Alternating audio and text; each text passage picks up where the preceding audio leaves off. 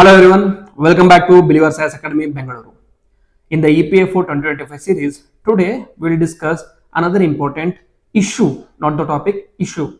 That is, what are the differences between UPSC CSE and UPSC EPFO? What are the things that an UPSC aspirant switching to UPSC EPFO exam should avoid? In this video, we will discuss about what are the mistakes that an aspirant from UPSC background normally does and what you should do, such as a way forward. Okay, how should your preparation be in the moving forward?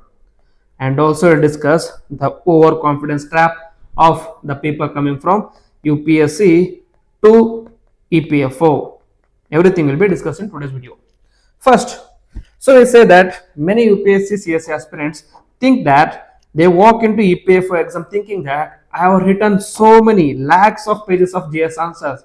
I have written so many lakhs of thousands of GS test series. So why do I need to worry about, after all, an EPFO exam? That is where you make a mistake. They will think I will crack this exam very easily, and here their overconfidence speaks a lot. But that very overconfidence becomes their downfall. So be humble when you start preparing for EPFO. The preparation you have done your UPSC CSE doesn't matter here. Doesn't matter if you have been to interview, doesn't matter if you have been to mains, doesn't matter if you have cleared prelims. So just think of UPSC EPFO as an altogether different exam. Though there are similarities, there are areas which has to be given lots of importance. So I'll discuss that today. Why? Because EPFO isn't just about writing polished essays or just quoting Amartya Sen or M.N. Srinivas. It is about knowing the Payment of Gratuity Act of 1972 word for word, solving an accounting adjustment entry in just 30 seconds, spotting an error in English sentence, or calculating compound interest under a minute. So all these things are normally not asked in UPSC CSE, but are very important from UPSC EPFO. So you have to be very careful here. In short, EPFO demands specificity and speed and not just breadth and analysis. So you need the speed, you need specificity. So we'll just discuss a difference between UPSC CSE and CSE EPFO.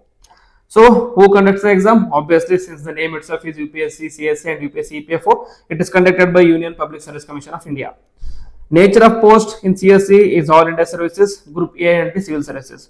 Here EO, that is Enforcement Officer, Accountant Officers, and APFC, that is Assistant Provident Fund Commissioner, which is under EPFO under the Ministry of Labour.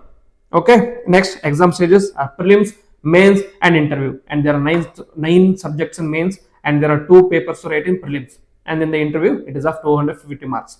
And in EPFO single written test, 2 hours, 120 questions and 300 marks, and then there will be interview for 100 marks, where there is a cutoff of at least 50% marks has to be taken in interview, or qualifying marks is 50% in interview.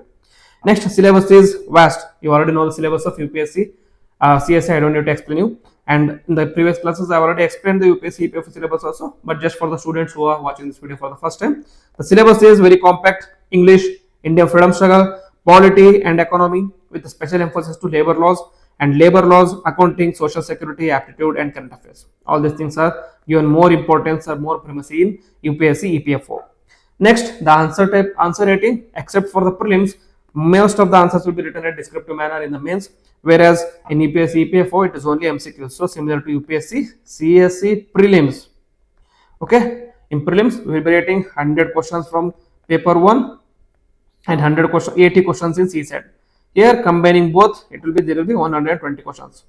Next, level of competition, 12 to 13 lakh apply for 100,000 selections, 1,000 posts. Here 7 to 8 lakh people apply for 200 to 300 posts.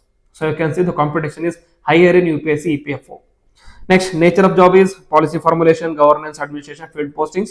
Here it is more of enforcement, inspections, legal recovery, accounting management, ensuring compliance with labor laws and EPFC Act. Okay. Next, weightage of the interview. Interview total weightage around only 13.5% out of 2025 total marks. 275 marks is the interview stage. Here 13.5% is the total amount of weightage given to interview, whereas here out of 400 marks, 100 marks is given for interview only. So it completes 25% of the total weightage. And also, as I told you, 50 marks has to be obtained for like UPSC, general students or unreserved students, and it keeps on changing for other categories, which I explained in the previous video. You can go back and check it.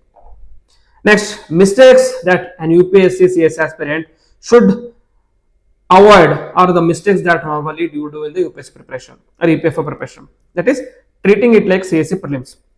CSE students focus more on polity, economy, history in a macro way, but ignore labor laws, social security, and accounting principles, which are very core to the EPFC, EPFO. Next, overemphasis on the current affairs only. That is, EPFO exam is more static plus applied.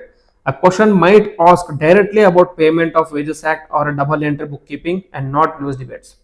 So focus more on static and focus more on specific subjects which are specifically given for UPSC EPFO. Next, ignoring the English and quantitative aptitude, because unlike CSE, EPFO heavily tests English grammar, comprehension, and quantitative aptitude areas. CSE aspirants often neglect because it is only asked in CSET, that too in a lesser way, and also in general English paper, that is the qualifying paper, general English qualifying paper. So as you can see, since it is qualifying, it is not given lots of emphasis or importance. Next, underestimating the interview. In CSE interview only 13%, whereas in EPFO interview 25% of the total marks is given to or allotted to interview. Many strong written scorers lose out because they ignore communication and EPFO specific awareness, because in the interview stage it is focusing main on UPSC communication and EPFO specific awareness. Okay. Next, over preparing in vast areas. That is, UPSC CSE preparation is ocean deep, but EPFO is river specific, in the sense there is more specificity needed. Spending too much time on optional level details waste time here.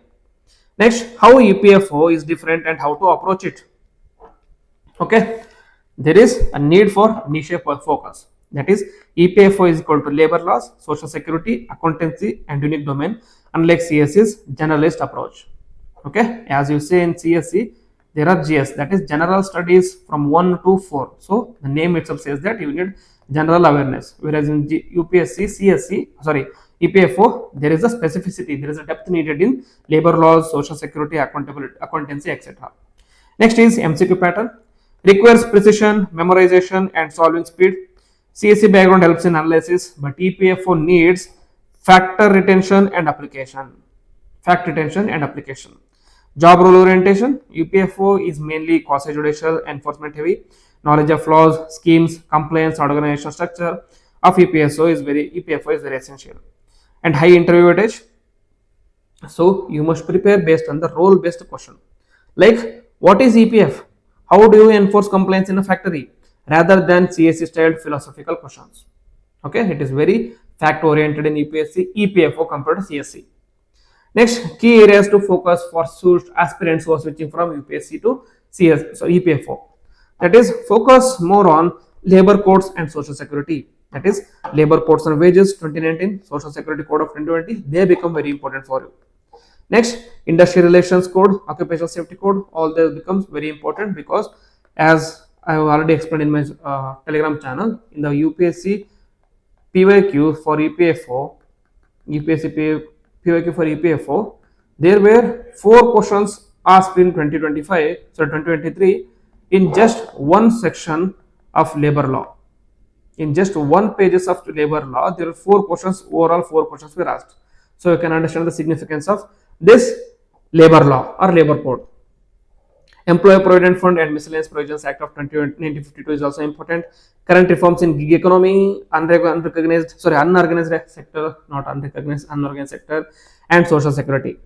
Next is important is general accounting principles. This is very important, especially for aspirant to be APFC.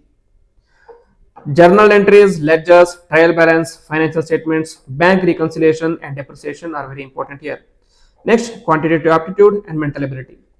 Percentage, ratio, averages, and simple and compound interest, profit loss, reasoning puzzles are all very important. Next, general English, spotting errors, sentence correction, comprehension, vocabulary, and para jumbles are important here. Next, polity and economy must be studied from EPFO angle, such as constitutional provisions on labor, constitutional provisions of worker safety, constitutional provisions on management of industries, directive principles, fundamental rights, which are dealing with labors, which are dealing with vulnerable sections. They become important here. Next, welfare state, e-governance, economic reforms, labor market challenges are going to be very important if you are going to apply for UPSC EPFO. Next, current affairs. This has to be again filtered out. Only specific current affairs has to be studied. Labor reforms, social security for gig workers, pension reforms, PF interest rates, EPFO digital initiatives. These are going to be very important. So, I have covered what is the difference between CSC and UPSC EPFO. The aspirants who have completed the mains or who have not cleared the prelims must be gearing up for UPSC EPFO, because it is also an very important and very prestigious post as well as exam. So for the students who are trying to switch, this is just a reminder for you that do not be overconfident, treat this as an exam altogether differently. Okay, so in the coming days I will be bringing classes specific to the syllabus. So I'll be first covering the important classes which are going to be specifically for UPSC EPFO only, such as labor laws, labor codes, etc. Apart from that, I will be bringing classes on need basis, that is freedom struggle, etc. will be done on the need basis only. Okay, so this ends the discussion for the day. If you like the video, then please hit the like button, comment on it, and share with your friends. And also subscribe to the channel so that you don't miss a notification regarding UPSC, CSC as well as EPFO. On our channel, we will be providing daily news analysis, current affairs, topic of the day, and important, funny, and sometimes very funny memes as well will be shared on the channels. So stay together and let us crack the UPSC EPFO together again. With this, I will end the video. Jai Hind, Jai Karnataka.